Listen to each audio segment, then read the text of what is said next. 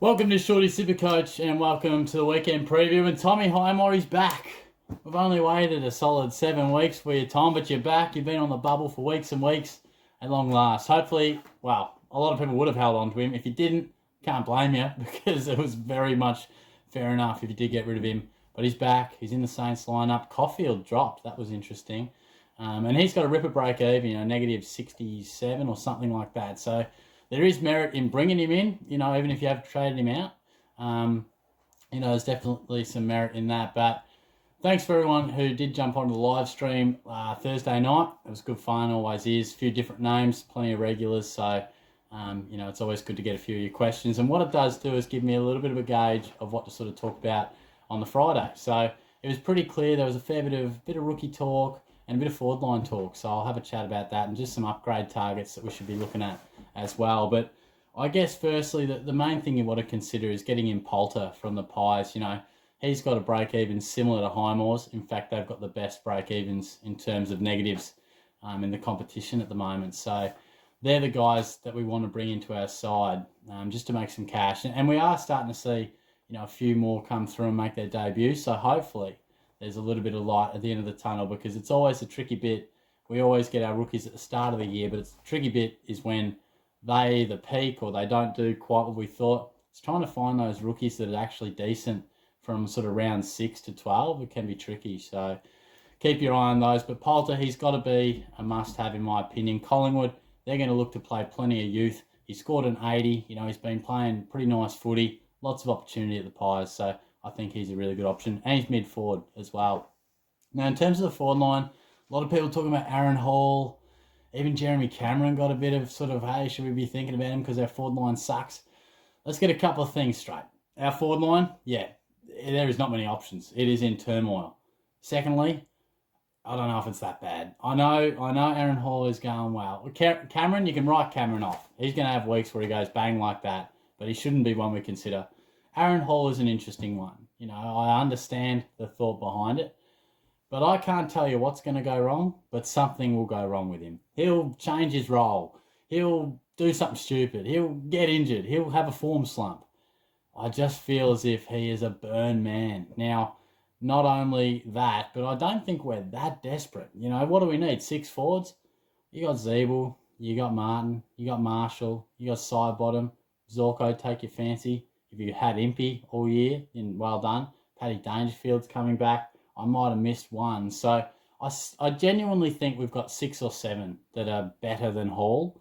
I know he's cheaper than some of those guys, but I still think Sidebottom and Zorko are decent options. I know they're not lighting the world on fire at the moment, and can I just take a moment to talk about Dustin Martin?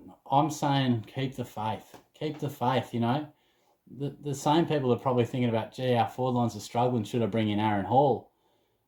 Look at Dustin Martin. He's struggling, but the forward line is so bare that by the same argument, surely we're not trading out Dustin Martin. While we're having the conversation of trading in Aaron Hall, I couldn't believe it. At one stage we had, I think I'm going to bring in Impey for Dustin Martin. I never thought I'd see the day where in Supercoach land we said, yeah, I think Impey over Dustin Martin. I was flabbergasted, but I know Dusty's had a couple of tough weeks, a bit more attention, but he'll be back. He does this. He has more fluctuations in his scores than some other guys, but at the end of the year, he always averages high 90s or early 100s. It's just what he does.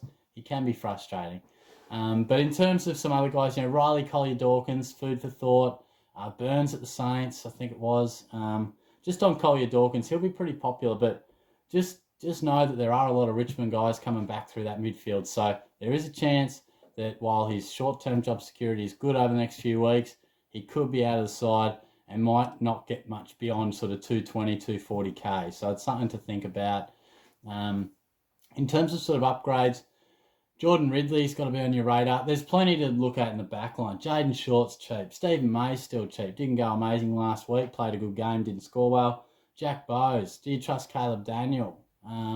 Mills is a must-have. He's on fire. But Jordan Ridley, I think all of us thought he was a must-have this week, but he hasn't returned amazingly. Personally, I'm thinking his break-even's like 120. I'm not bringing him in this week. I'd just like to see him ton up, just give me a bit of confidence, and he might sort of drop to 480, probably drop 5 or 10k, and then we can maybe do it next week. Rowan Marshall, I really think he's nicely priced. Probably even next week. His break-even's about 124, I think. Something to think about. But midfield, look, Tom Powell, you could get rid of him. His break-even's about 56, but he's probably going to make you 5K, 10K, lose a couple of K, like much of a muchness. You could offload him if you need, but Tommy Powell, James Jordan, he's going up like a rocket. Hold on to him. Miles Bergman, same, going bonkers. Couple more weeks, and then we can offload these guys. Chad Warner, you could hold on to Chad for a bit longer if you need. He might drop a couple of K, but he's one of the better scorers as rookies that we've got all year. But those guys in the midfield, really look at what we can do, because Jack McRae's on the drop. Jack Steele's on the drop. Travis Boak, I think, is in a pretty nice range. Christian Petrarca, going to be on the drop.